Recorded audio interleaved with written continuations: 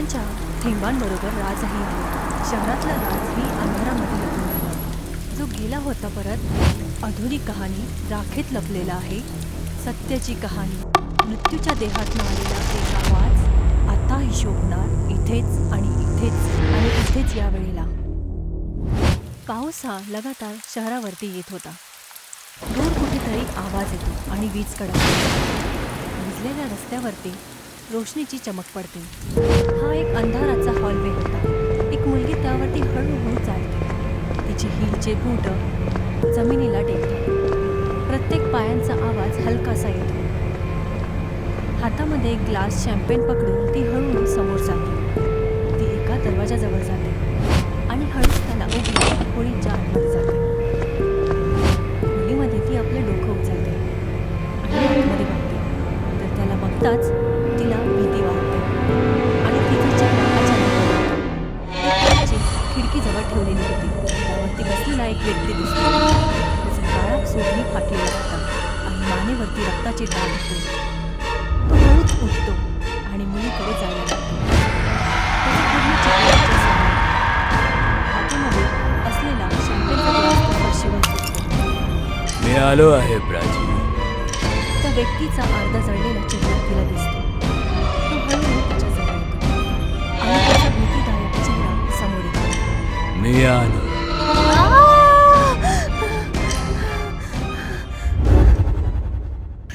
आजचा दिवस सकाळची दिवसाने सुरुवात होते. प्राची झोपेतनं उठते. ती चारीकडे बघायला लागते आणि आपल्या फोनला बघते आणि त्याला बेड साईड टेबलवरती ठेवलेलं बघते. ती फोन उचलते. त्याच्या समोरच एक फ्रेमवरती तिच्या कुटुंबाचा फोटो होता, ज्यामध्ये प्राची आपल्या आई आणि वडिलांसोबत हसत होती. प्राची फोन अनलॉक करते आणि अपडेट्स बघते. स्क्रीनवरती प्रमुख खबर दिसते. मशहूर इंडस्ट्रियल संकेत विश्वकर्माची प्लेन हादस्यामध्ये झालेली दर्दनाक मृत्यू. फोन बघताच प्राची लिव्हिंग रूममध्ये जाते आणि चायचा एक प्याला घेते. ती एका सोफ्यावरती जाऊन बसते आणि आपल्या एका पायाला दुसऱ्या पायावरती ठेवते. तेवढ्यातच एक चांगलासा व्यक्ती तिच्या जवळ येतो आणि प्राचीला एक लिफाफा देतो. मॅम, हे मेल हे तुमच्यासाठी आलं होतं. थँक्स. दे. जसंच प्राची ती लिफाफा उघडते, तो माणूस तिच्या मागे जाऊन उभा राहतो. त्याच्या हसल्याने प्राची थोडी चिडून जाते आणि लगेच आपला चेहरा उचलून त्याला बघते. वाचायचं आहे तुला? नाही मॅम. मग इथे का उभा आहेस? जाऊन आपलं काम कर. ऑल्सो कार रेडी कर आणि मला ऑफिस जायचंय. Okay ma'am. तो व्यक्ती तिथून निघून जातो. प्राची लिफाफा उघडते आणि पत्र वाचायला चालू करते. वाचताना तिचा चेहरा अजिबात शांत होता आणि खूप मोकळा श्वास घेते. तयार होऊन तर प्राची एक लक्झरी कारमध्ये जाऊन कॉर्पोरेट ड्रेसिंगमध्ये एक कारमधून उतरते. ती एकदा त्याकडे नजर टाकते जिथे गार्ड्सद्वारे थांबवलेल्या मीडिया आणि रिपोर्टर्स गेटच्या बाहेर उभे होते आणि मग प्राची समोर जाते. ऑफिसमध्ये प्राची डायरेक्टरच्या चेअरवरती बसली होती आणि काही कॉल्स अटेंड करते. ती डेस्कवरती राहिलेल्या कॉल बेलला वाजवते. थोड्याच वेळामध्ये एक मॅनेजर कॅबिनमध्ये प्रवेश करतो. Good morning ma'am. सांगा, मी काय करू शकतो? मी तुम्हाला काही अकाउंट डिटेल्स ईमेल केले होते. त्यामध्ये 6 करोड डिपॉझिट करून टाका. बट मॅम, एवढं मोठं अमाऊंट हे कोण आहे? That's not your concern mister. जेवढं बोललं तेवढं झालं पाहिजे. I am sorry ma'am. मी लवकरात लवकर हे काम करून टाकेल.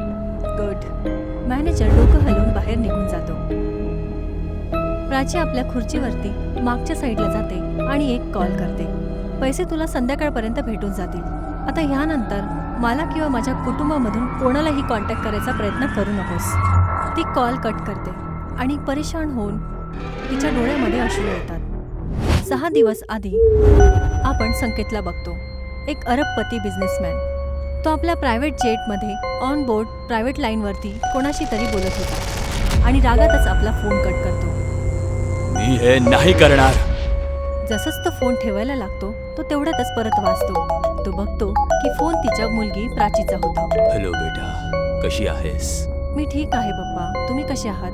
मी पण चांगला आहे बेटा. मला माहिती तू एवढ्या वर्षांनंतर इंडियामध्ये आली आहेस, पण तरीही मी तुला भेटू नाही शकत. पण डोंट वरी, मी लवकरात लवकर काम करून तुझ्याजवळ लगेच येईन. आय मिस यू पप्पा.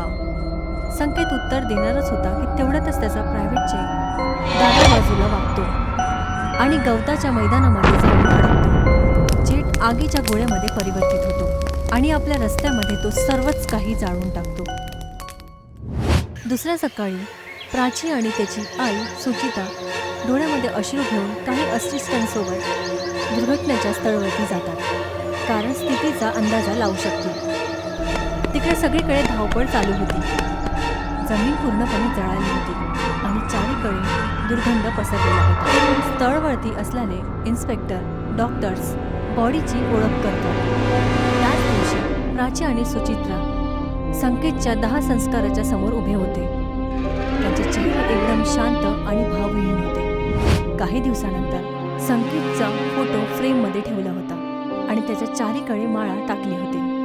हळूहळू लक्ष खोलीकडे जातो, जिथे संकेतचा छोटा भाऊ संजीव सुचित्रा आणि प्राची बरोबर बसला होता. मी लवकरात लवकर काम करून तुझ्याजवळ लगेच येईन. अंकल, बिझनेसच्या बद्दल मी विचार केला आहे. मी हँडल करेल ते. पण बेटा, uncle, my dad build it from the scratch. मला नाही असं वाटत की त्या बिझनेसला अजून कोणी कोणतं नाव देईल. It's over. प्राची रागातच बाहेर निघते. तुम्हाला तर माहितीच आहे, प्राची आता बाळच आहे. तुम्हाला तिला समजवायला लागेल. मला जे करायचं होतं ते मी केलं. आता हे सर्व तुला हँडल करायचं आहे. दुःख आणि नकाराने भरलेला संजीव मोठा श्वास घेतो आणि तिथून निघून जातो. सुचित्रा खुर्चीवरती बसलेली असते, एकदम शांत. त्याच रात्री प्राची फरशीवरती बसून आणि साईड टेबलवरती ठेवलेल्या आपल्या कुटुंबांचा फोटो समोर ती रडत होती. दरवाजावरती उभी असलेली सुचित्रा शांततेने तिला बघत होती. तिच्या चेहऱ्यावरती गंभीर दुःख पूर्ण दिसत होतं. दुसऱ्या सकाळी संजीव आपल्या कॅबिनच्या लॉन्च हिस्स्यामध्ये मंत्री उमराव सिंगच्या सोबत बसला होता. त्यांच्या समोर विस्कीने भरलेले ग्लास ठेवले होते आणि जवळच एक मोठी महागडी बॉटलही होती. तू म्हणला होतास की भावाच्या मृत्यूनंतर सगळं चांगलं होऊन जाईल. मग आता काय झालं? मला वाटलं होतं की दादा सगळं माझ्या नावावर सोडून जाईल, पण त्याने नाही तसं केलं तर मी काय करू? विचार कर, तू तर पहिले आपल्या भावाच्या शत्रू छायेत होतास, आता प्राचीचा आहेस. जर असंच चालत राहिलं तर तो दिवस जवळ नाही जेव्हा प्राची तुला सुद्धा या कंपनीमधून बाहेर काढून टाकेल आणि तू काहीच नाही करू शकणार. संजीव आपला पेयाचा मोठा घोट घेतो. त्याच्या चेहऱ्यावरती खूप मोठा दुःख आणि बेचैनी साफ दिसत होती. संध्याकाळी सुचित्रा आपल्या बेडरूममध्ये संकेतचे सर्व फोटो उतरवत होती. फोटो हटवताना तिचा चेहरा पूर्णपणे भावहीन होता. तेवढ्यातच प्राची तिथे येते. तिला हे सर्व करताना बघते. आई, तुम्ही हे काय करताय? अरे बेटा, हे तर लुक्स लाईक पप्पांचं केलेलं दुःख तुम्हाला अजिबात नाही होत आहे. It's not like that. बाळा, तुलाही माहिती आहे की पप्पांमध्ये आणि माझ्यामध्ये कोणतीच गोष्ट ठीक नव्हती. It's because you had an affair with uncle. Prachi, don't you dare to go there. Why mom, isn't that true? Prachi, त्यांच्याशी माझं काहीच घेणं देणं नाही आहे. ते फक्त एक चांगले मित्र आहेत माझे, आणि तेही लग्नाआधी. I don't trust you mama. You have to Prachi. It's an order नाव. तू संजीवला पूर्ण बिझनेस कंट्रोल देशील. तो बिझनेस माझ्या पप्पांचा आहे. मी त्यांना काहीच नाही देणार. प्राची, प्राची. प्राची रागातच पाय आपटून तिथून रागात निघून जाते. दरवाजावरती पोहोचल्यानंतर ती पलटून एकदा आईला बघते आणि बोलते, and you know what, police investigation खूप चांगल्याने चालू आहे. अँड आय मेक शुअर की जो काही इन्व्हेस्टिगेशन होत आहे त्यातून सजा मिळेल. त्याच रात्री प्राची पहिल्यांदा आपल्या वडिलांना बघते आणि ती जोरजोरात ओरडते. त्याच वेळेला तिचा बॉयफ्रेंड हर्ष तिथे येतो आणि घाबरलेल्या प्राचीला तो सांभाळतो. काय काय झालं Prachi? You okay? I saw my dad. कसं Prachi? Dad is gone. Okay, you have to be strong. Don't lose yourself. मला खूप भीती वाटते. त्याच रात्री संजीव लिव्हिंग रूममध्ये बसलेला होता आणि सुचित्रा बेचैनीमध्ये त्याच्या समोर चालत होती. दोघांच्याही चेहऱ्यावरती तणाव पूर्णपणे दिसत होता. आपण दोघांनी प्रत्येक गोष्टीचं लक्ष दिलं होतं, पण प्राचीला कळालं कसं? मला काहीच नाही माहिती. आता जे झालं आहे त्याला लवकरात लवकर सॉल्व्ह करायला हवं. आता पुढे काय? आधी तर आपल्याला हे माहिती करायचे आहे की प्राची आहे कुठे. का? आज संध्याकाळी आमची त्याच्यावरच बहस झाली होती. तेव्हापासून ती घरीच नाही आली आहे. मी तिचा फोनही ट्राय केला, but she is not responding. बाळ नाही आहे ती. यू आर राईट संजीव, ती लहान नाही आहे. संजीवच्या चेहऱ्यावरती हलकसं भीती दिसून येते. संजीव आणि सुचित्रा ऑफिसकडे जात होते. दोघंही जण तणावामध्ये होते. गाडी संजीव चालवत होता. तेवढ्यातच सुचित्राच्या फोनवरती एक अननोन नंबरवरनं कॉल येतो. हॅलो, कोण? आता मी कोणालाच नाही सोडणार. संकेतचं नाव ऐकताच संजीवने अचानक ब्रेक टाकला आणि गाडी अचानक थांबते. सुचित्राची डोळे अचानक फैलतात आणि तिच्या चेहऱ्यावरती गंभीर भीती साफ पूर्ण दिसत होती. काय बोललीस तू? तो आता परत आलाय. काय म्हणणं आहे तुझं? संजीव, लगेच गाडी ऑफिसकडे पळव, नाहीतर. संजीव पुन्हा गाडी चालू करतो आणि दोघंही परत ऑफिसकडे निघून जातात. तिकडे ऑफिसमध्ये हर्ष कॅन्टीनमध्ये एकटा उभा होता. उकळणाऱ्या पाणीला बघत होता. त्याच्या चेहऱ्यावरती वेगळंच हास्य होतं. तो हळूच आपल्या पॉकेटमध्ये हात टाकतो आणि एक सफेद सॅशे बाहेर काढतो. त्याला तो कॉफीमध्ये मिक्स करतो आणि चम्मचने हळूहळू तो हलवतो. त्याच्या चेहऱ्यावरती तेच रहस्यमय हास्य बनलेलं असतं. तेवढ्यातच बाहेर वीज कडकण्याची आवाज येते. पडद्यांच्या मागे एक साऊंड येते. हर्ष त्याला महसूस करतो आणि बघायला समोर जातो की शेवटी तिकडे कोण आहे. कोण आहे? त्याच्या आवाजाचा त्याला काहीच उत्तर नाही मिळत आणि परत त्याला तेच गरजण्याचा आवाज येतो आणि त्या रोशनीमध्ये संकेतची सावली त्याला साफ दिसते. हे बघून हर्ष एकदम शांत होऊन जातो, पण त्याचे पाय जसे की जखडून गेले असतील. त्याचं शरीर अचानकच मागे वळून जातं. त्याच्या ठीक मागे संकेतची आत्मा उभी होती. घाबरूनच हर्ष भिंतीला जाऊन चिटकतो.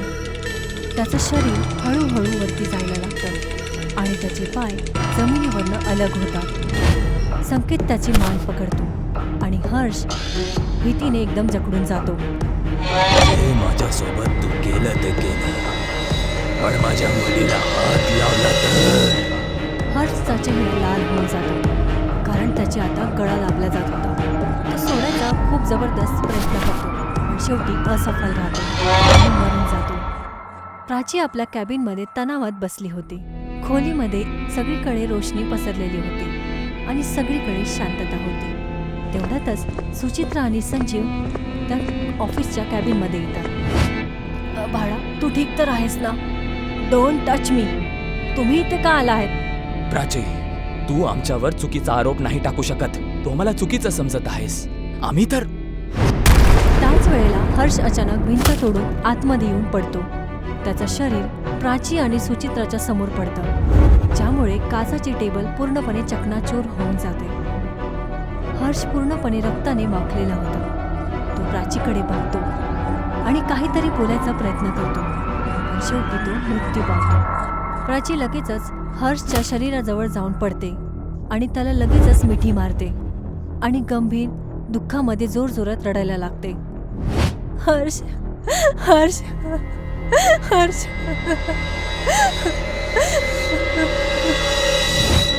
हळूहळू पायाने संकेतची आत्मा तुटलेल्या भिंतीच्या मधून बाहेर येते. संजीव आणि सुचित्रा हैराणीने त्याला बघत राहतात. प्राची आपलं डोकं उचलते.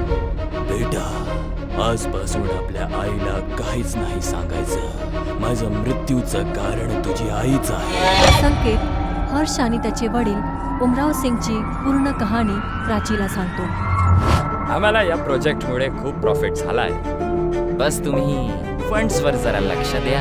प्रॉफिट तर होणार, पण याने बारामतीला खूप नुकसान होणार. तुमचं हे युरेनियम प्लांटचं वेस्ट प्रोसेसिंग सिस्टम सरळ उजनी लेकवर जातं, जिथून शहराचं वॉटर सिस्टम ऑपरेट होतं. मी या प्रोजेक्टमध्ये तुमचा साथ नाही देऊ शकत. अरे तुम्ही काय बोलत आहात? याच्याने तुम्हाला खूप प्रॉफिट होऊ शकतं. माफ करा साहेब, बारामती माझं सुद्धा गाव आहे. मी काही पैशांसाठी ही जागा विकू नाही शकणार. संकेतचं हे बोलणं उमराव सिंगला अजिबात आवडत नाही. हा उमेश सिंगचा मुलगा होता, त्याच उमेशचा ज्याचा युरेनियम प्रोजेक्ट मी रिजेक्ट केलं होतं. रागात येऊन त्याने हर्षला तुझ्या जवळ यायला सांगितलं, कारण त्याला माझी प्रत्येक इन्फॉर्मेशन त्याला भेटेल. आणि ज्या दिवशी मी एकटा बारामतीला चाललो होतो, त्यांनी बरोबर क्षणचा वेळ घेऊन माझ्या प्लेनला ब्लास्ट करून टाकलं. एवढं बोलून प्राची आणि सुचित्रा रडायला लागतात आणि संजीव त्यांच्या मागे उभं राहून गंभीर दुःखामध्ये डुबलेला होता. त्याने संजीव सोबत मिळून हे खूप वेळा प्रयत्न केलं की त्याला आपल्या सपोर्टमध्ये घेऊन तो या प्रोजेक्टला सुरू करेल. संजीव सुद्धा बॅगला होता. पण बेटा, तू हे सगळं सांभाळलं. मला तुझ्यावर गर्व आहे. जसं मी तुला सांगितलं होतं, तू त्या अपंग विद्यालयात 6 करोड सुद्धा दिले. म्हणून ही कंपनी आता तुझीच नाही. आय एम सो सॉरी बेटा, मी तुला कधी वेळ नाही देऊ शकलो. आता वेळ आहे माझा शेवटचा बदला पूर्ण करायचा. सुचित्रा, प्राची आणि संजीव त्याच्याकडे बघायला लागले. उमराव सिंग आपल्या प्रायव्हेट जेटमध्ये होता. त्यांच्यासोबत अन्य मंत्रीही होते. आणि हे झालं. प्राची अजूनपर्यंत मेली असेल. आता या प्रोजेक्टला कोणी नाही थांबवू शकत. लाईटी विझून जातात. जगमगणाऱ्या लाईटीमध्ये संकेतची आत्मा त्यांच्यासमोर प्रकट होते. फ्लाईटमध्ये प्रत्येक जण हैराणीने थंड व्हायला लागतो. त्याच वेळेला प्लेन दुर्घटनाग्रस्त होऊन जमिनीला धडकते आणि त्यामध्ये असलेली प्रत्येक व्यक्ती हा मृत्यू पावतो. जळणाऱ्या प्लेनच्या जवळ संकेत शांत उभा राहतो, वाईटपणेवरती विजयी होऊन.